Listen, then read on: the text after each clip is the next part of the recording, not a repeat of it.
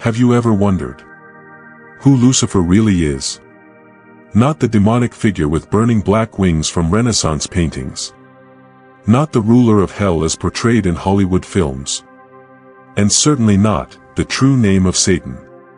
Yet for centuries, these two names, Lucifer and Satan, have been fused together, as if they were one and the same.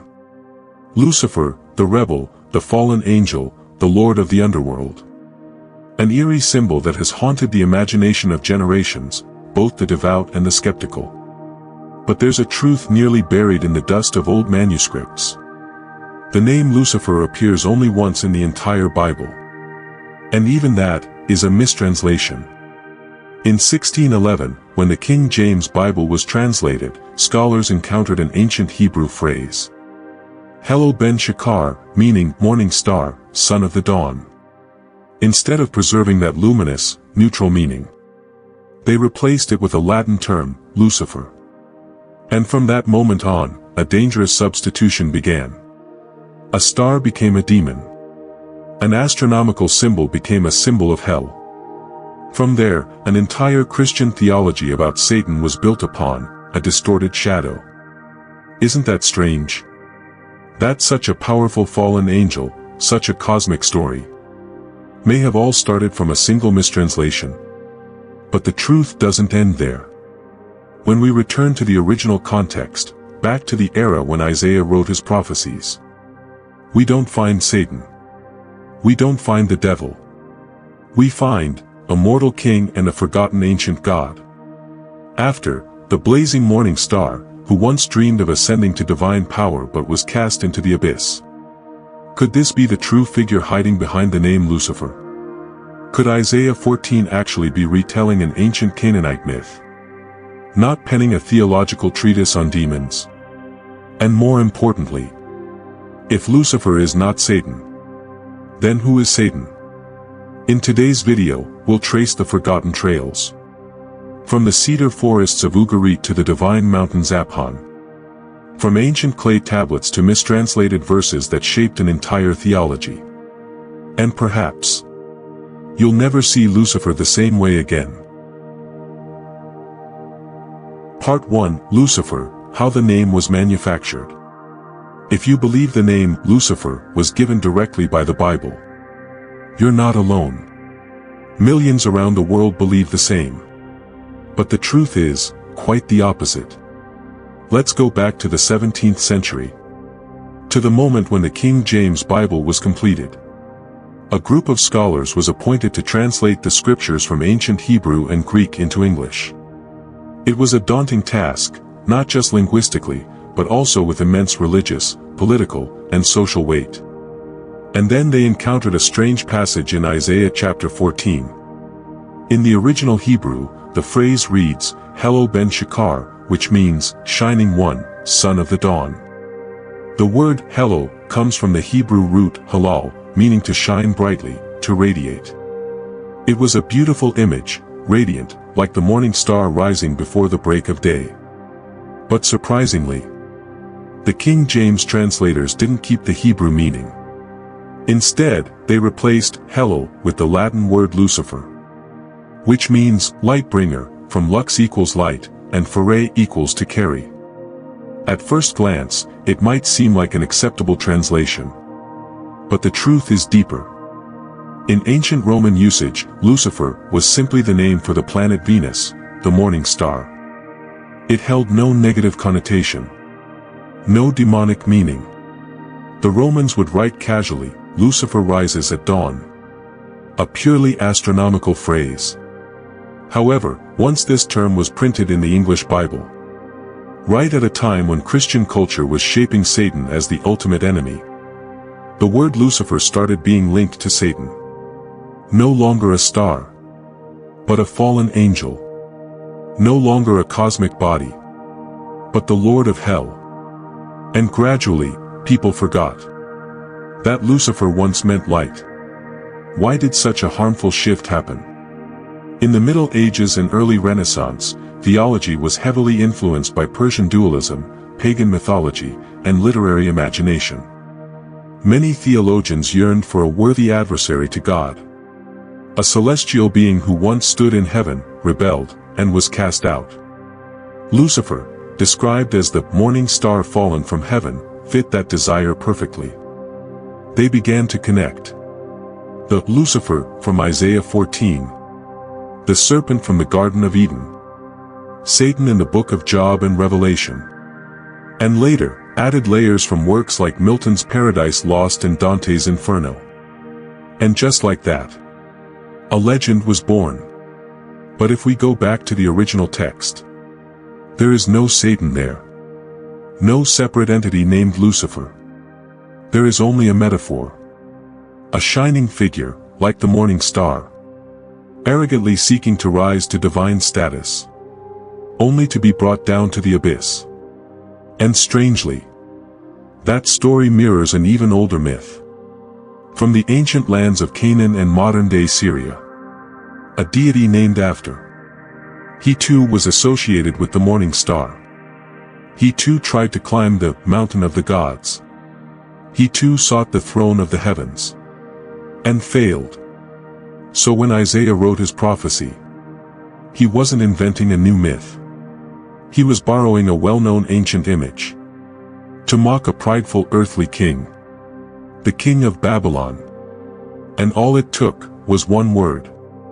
One mistranslation. To shake the foundations of Christian theology. Sometimes, what we call truth is just a misunderstanding stretched across millennia. Part 2, Isaiah 14, a psalm mocking the king of Babylon, not a fallen angel. Forget the image of a winged angel plummeting from heaven in a blaze of red light. And look instead at what the original biblical text is truly saying. For centuries, Isaiah 14 has been used as the theological cornerstone to explain the fall of Satan. But have you ever read the passage carefully, from the very first verse?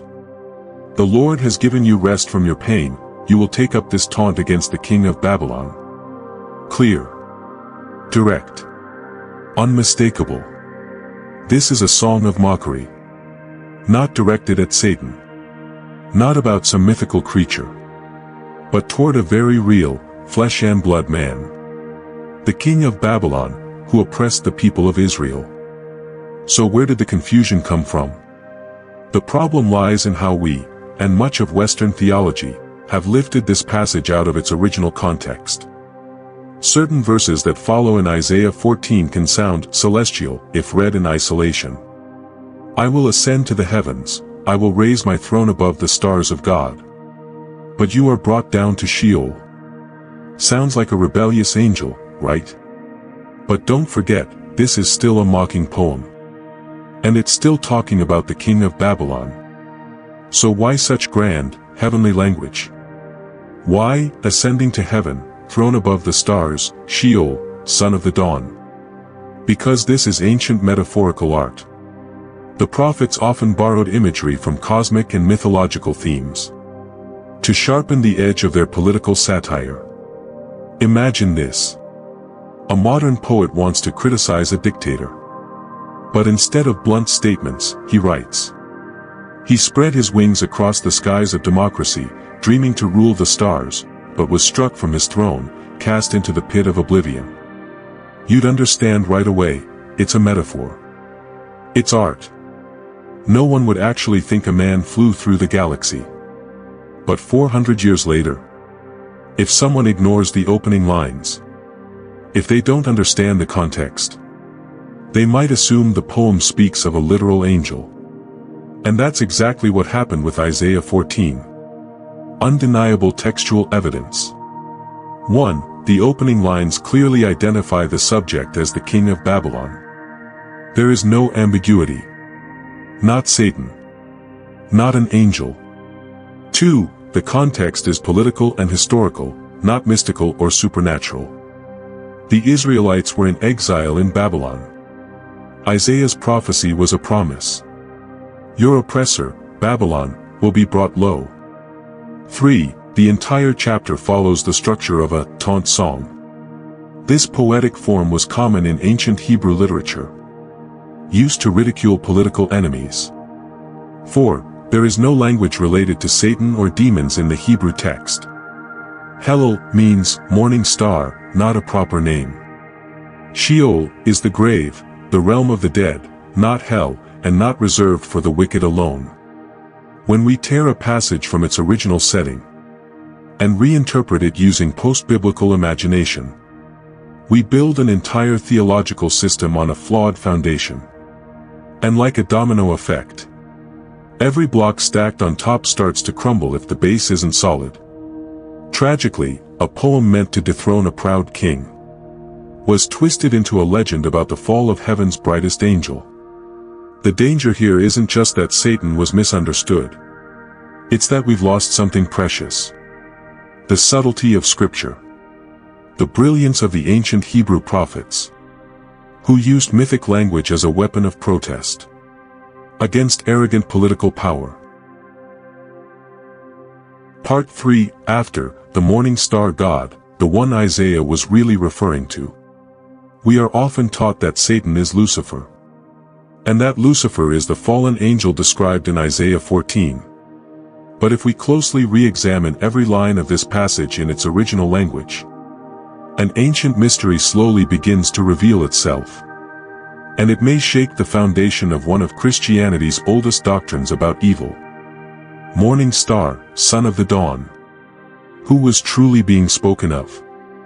Isaiah 14 does not begin with a vision of Satan. Rather, the entire chapter is a prophetic judgment against the king of Babylon. A real man, a powerful and arrogant ruler, condemned by God. Specifically, verse 12 states, "How you have fallen from heaven, morning star, son of the dawn. You have been cut down to the ground, you who laid the nations low." The term morning star here, Helel ben Shachar in Hebrew, means shining one, or morning star. A metaphorical way of describing someone once glorious, now cast down due to pride. So how did Helel become Lucifer, and eventually get assigned to Satan? When the Hebrew Bible was translated into Latin, the Vulgate, Helel ben Shachar was rendered as Lucifer. The Latin name for the morning star, Venus, meaning light-bringer. At first, there was nothing wrong with that. But over time, Lucifer stopped being a reference to Venus and began to be personified, mythologized, and transformed into a being. The original rebel, the fallen angel, the Satan of hell. What began as a metaphor about the king of Babylon gradually became the metaphysical enemy of God himself. And the ironic part is, this entire transformation stemmed from a shift in meaning and context. Even more astonishing, Isaiah may 14th not be an original story at all, but rather, a reworking of a much older myth. There's a detail few people know, and even fewer preachers are willing to mention from the pulpit. That is, the fall of Lucifer in Isaiah 14 appears not to be a divine revelation, but a theological echo of a story centuries older. That story comes from Ugaritic mythology. It tells of a deity named after a divine being associated with the morning star, who once aspired to take the throne of El, the supreme god in the Canaanite pantheon. But like all tragic tales of hubris, after was defeated, cast down from the heavens, and ultimately became the ruler of the underworld, dwelling in darkness beneath Mount Zapan, the mountain of the gods. Now look again at Isaiah 14. We see an almost identical image. You, morning star, son of the dawn, how you have been thrown down from heaven. You said in your heart, I will ascend to the heavens, I will raise my throne above the stars of God. I will sit on the mount of assembly. I will ascend above the clouds. But you are brought down to Sheol, to the depths of the pit. Every element, every image, perfectly aligns. Both are tied to the morning star, Venus, a symbol of radiant yet fleeting light. Both harbor the ambition to seize the highest divine throne. Both climb the divine mountain, Zapan in Ugarit, and the Mount of God, in Isaiah. And both are ultimately cast down, removed from glory, becoming rulers not of heaven, but of the shadows. This is no longer coincidence. It's a clear sign that the Hebrew prophets were reinterpreting ancient religious symbols, reframing them through the lens of monotheism, to satirize the king of Babylon, painting him as a Babylonian version of Lucifer. And from that moment, the figure of Lucifer began to live a new life. A symbol that originally served as a metaphor for collapsed imperial power evolved into an eternal rebel, linked with Satan, with hell, and eventually with the entire theological framework of evil. But when we return to the true origins of Isaiah 14, we're left with a difficult question. Was Lucifer ever really Satan? And if not, does the entire doctrine of a fallen angel of light actually come from the Bible? Or is it merely a blot of ink, bleeding from ancient mythology into modern theology? Part 4, Mount Zapan and the Throne of the Gods. What did the king of Babylon really transgress? We've already uncovered that Isaiah 14 uses the imagery of the god after, the one who dared to seize Baal's throne and failed, to mock the king of Babylon. But there's one detail that deserves special attention. A sacred place once trodden by after. A location found in both mythology and scripture. A realm where only the arrogant dared to dream of setting foot. Mount Zapan, also known as Zapan, Zapan, or metaphorically, the mountain of the divine assembly. In Ugaritic mythology, Mount Zapan wasn't just any mountain. It was the majestic seat of Baal, the storm god, bringer of rain, and symbol of fertility and power. It was considered the Olympus of the Canaanite gods. The great deities gathered there. And it was there that after once climbed, attempting to sit upon Baal's throne, but failed to reach it, and was cast back down. This place was not only sacred, but profoundly political. In the consciousness of ancient Near Eastern civilizations, to conquer Mount Zapan was to symbolically invade the realm of the gods.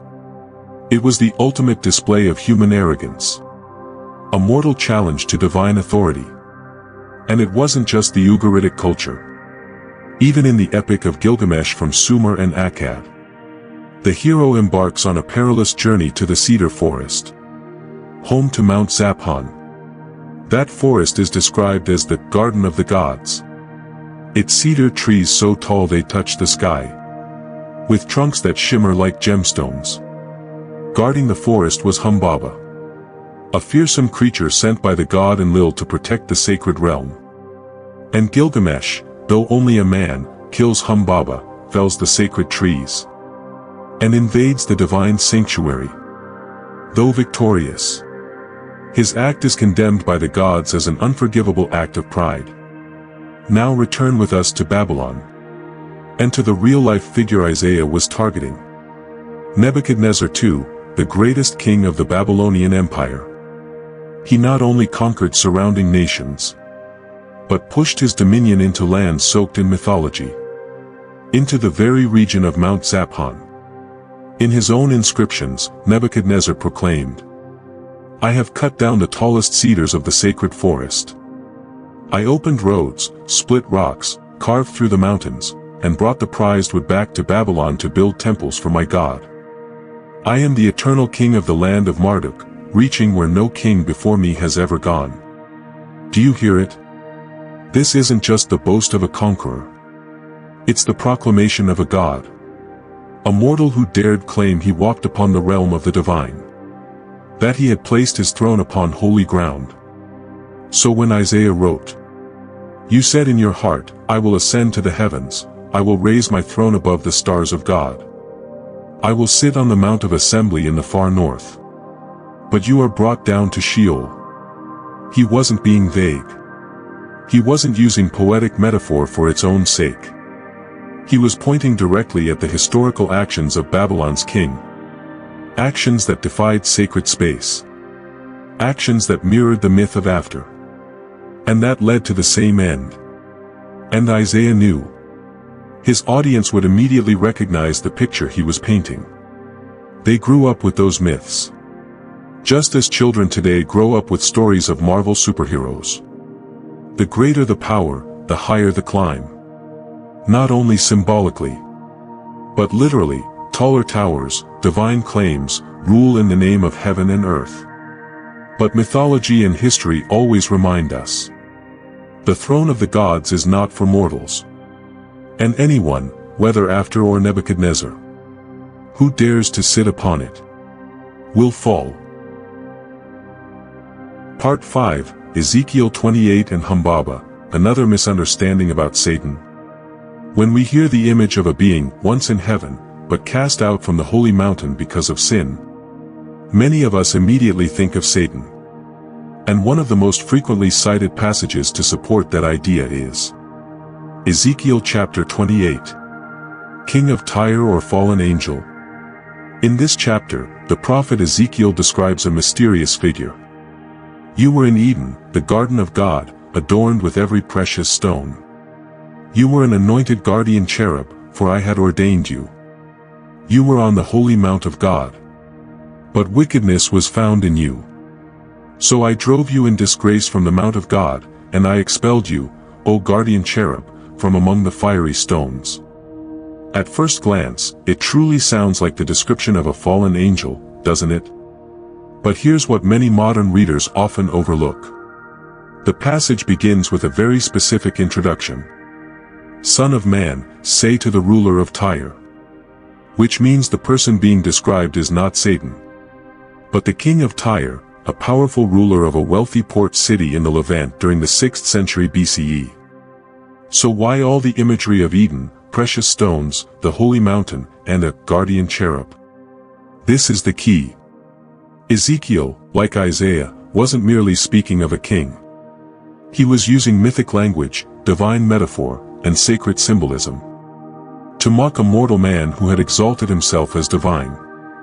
We shouldn't interpret these images as literal supernatural descriptions, but rather as a form of symbolic satire, an artistic critique of political arrogance. And from here, we can trace this imagery back even further, to a figure older than Ezekiel himself. Hanaba, guardian of the gods' forest in the Epic of Gilgamesh. If you've heard of the Epic of Gilgamesh, widely considered the oldest known literary work, then you may know of Hanaba, also called Huwawa. In that ancient tale, Hanaba is the monstrous guardian of the sacred cedar forest, a divine realm believed to be the dwelling place of the gods, perhaps even located in the same range as Mount Zapan, the holy mountain of Canaanite mythology. Hanaba was appointed by the god Enlil to protect this realm.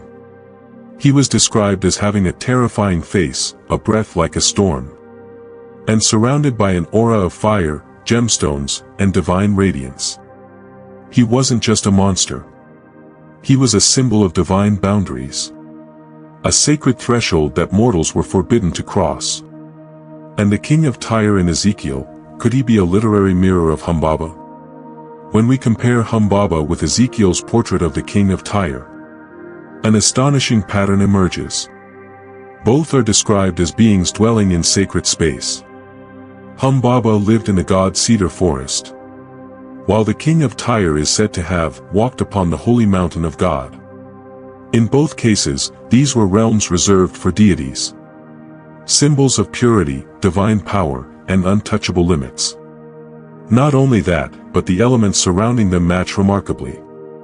Hanaba is enveloped in fire, precious stones, and blazing light, as if his very body radiates a supernatural glow. Likewise, Ezekiel's king of Tyre is described as being adorned with every kind of precious stone, dwelling among fiery stones.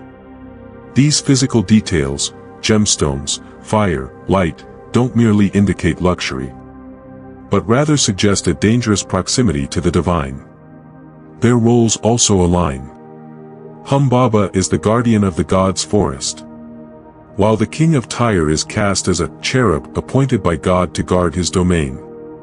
Both function as gatekeepers of the sacred, the final line between the mortal and the divine. And finally, their ends are chillingly similar. Hanaba, though mighty and fearsome, was slain by Gilgamesh, an act seen as a blasphemous transgression.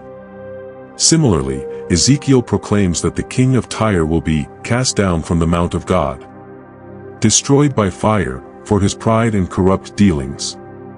There can be little doubt. Ezekiel borrowed the figure of Hanaba, recast it in theological language, and used it to paint a portrait of a mortal king who crossed the line. So why was this mistaken for a passage about Satan? The misunderstanding comes from ripping the text out of context, then plugging it into a theological system built centuries later, after the figure of Satan had evolved into a former angel who fell from heaven due to pride.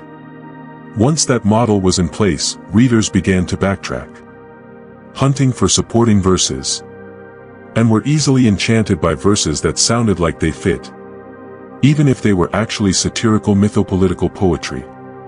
We must remember, the Bible is not only doctrine. It is also a work of resistance literature. Prophets like Ezekiel used ancient symbols and mythic metaphors to expose the arrogance of rulers who declared themselves divine, warning them and their audiences that anyone who crosses the boundary between human and divine will fall. Hanaba fell. Tyre fell. And if we are not careful, history may repeat itself. Part 6. Where did Satan really come from? The origins of a legend. If Lucifer was merely a mistranslation, and the fallen angel image in Ezekiel was in fact borrowed from Hanaba, then the question must be asked: where did Satan truly come from? The surprising answer is, the Satan we know today doesn't appear in most of the Old Testament. There is no horned demon, no fallen angel, no ruler of hell. So when did this figure, the adversary of God, first emerge? In the book of Job, there is a character called Satan, literally meaning the accuser or the prosecutor. But he's not evil. He's not God's enemy.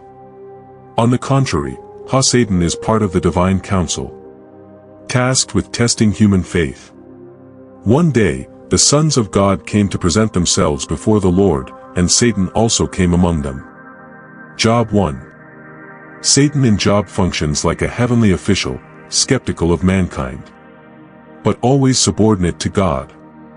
There is no rebellion, no hell, no fall. So what transformed that figure into the Satan we know? Persian influence, the rise of dualism.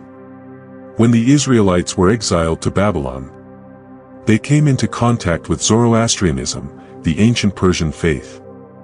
In Zoroastrian thought, the universe is ruled by two opposing cosmic forces: Ahura Mazda, god of light, wisdom, and truth; Engra Mainyu, spirit of darkness, lies, and destruction. This was a pure dualism, good versus evil, light versus darkness, eternally irreconcilable. When the Jews returned from exile, this dualistic worldview began to seep into late-stage Jewish theology.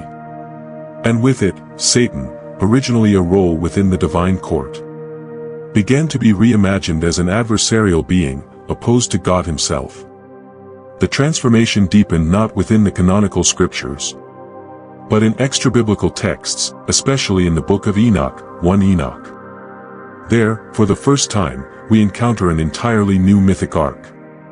A group of fallen angels, led by a being named Semjaza, descend to earth, take human women as wives, and give birth to a race of giants, the Nephilim. These angels teach humans forbidden knowledge, magic, warfare, cosmetics, and enchantments.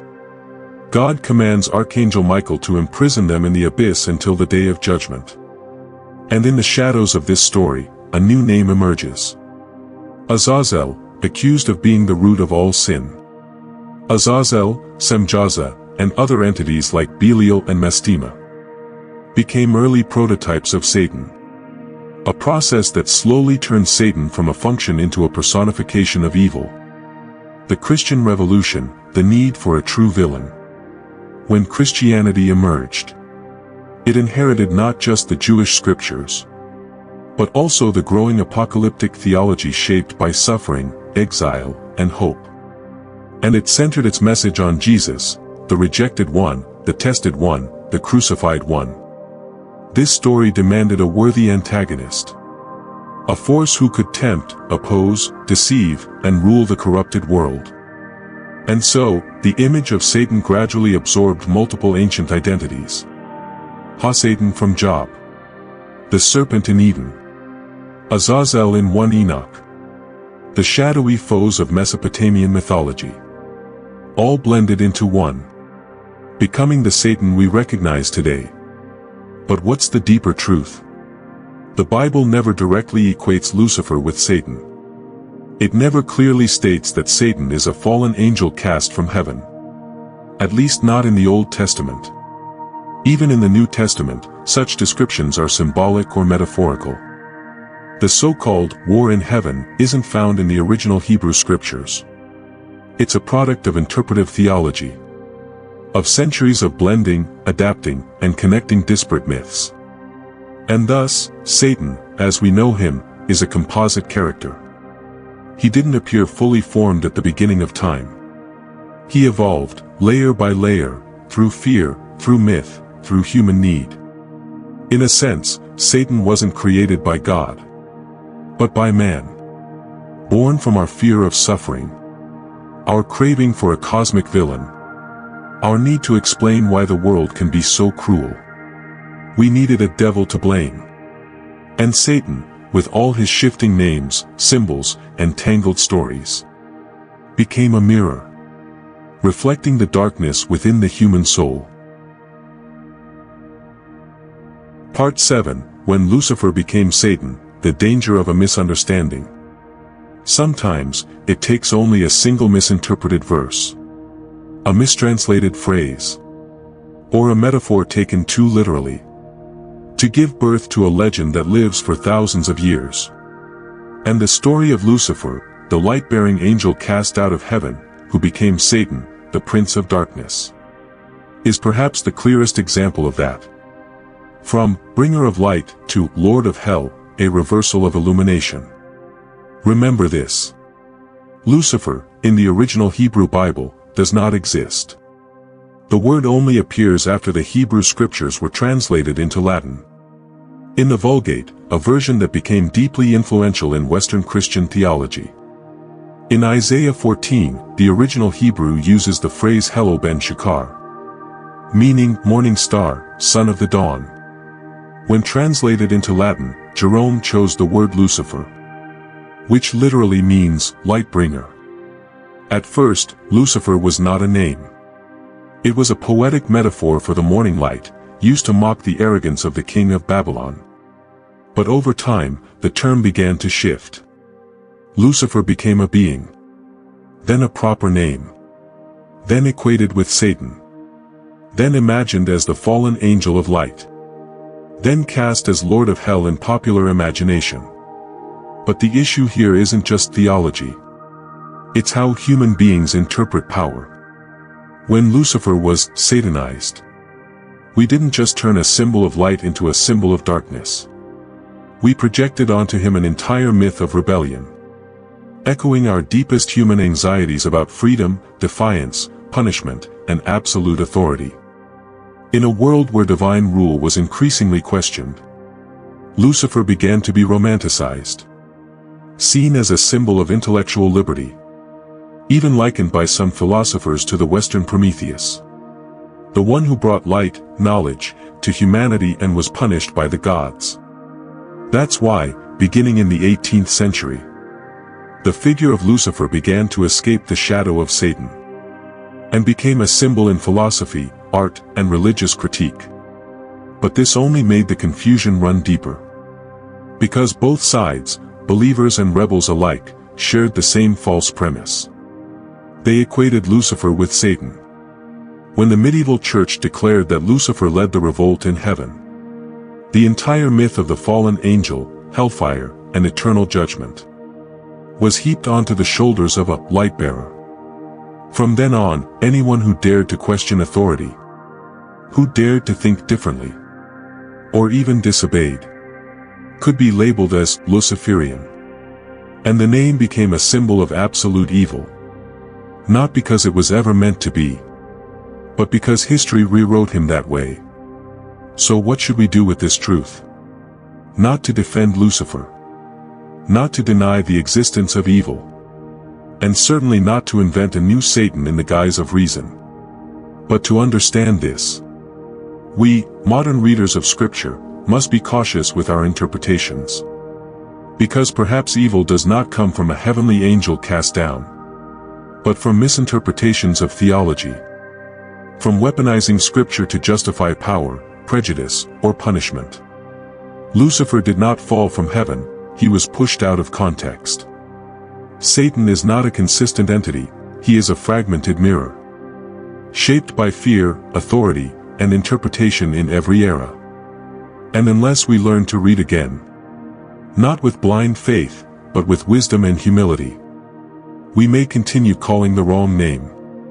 When we speak of the enemy. Part 8, the true mystery isn't Satan. It's us, the ones who created him. For thousands of years, we've pinned every sin on Satan. Every war, every disaster, every temptation and corruption in the world. We built him into the ultimate symbol of evil. And sighed in relief.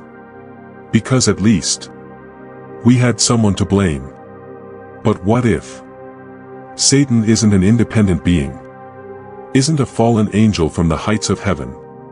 Isn't the ruler of hell? But merely a reflection of ourselves? What scholars hesitate to say, Satan is a product of the collective imagination. From the ancient texts of Mesopotamia, to the Hebrew prophets, to the influence of Persian dualism, and the apocalyptic writings of the intertestamental era. The image of Satan has been assembled like a spiritual mosaic. Each era added a piece. Each community added a new meaning. Satan, quite literally, means the adversary. And yet, the irony is this. He never stands alone. He exists only as a shadow. And a shadow only exists if there is light. And that light is our faith, our fear, our longing for moral order.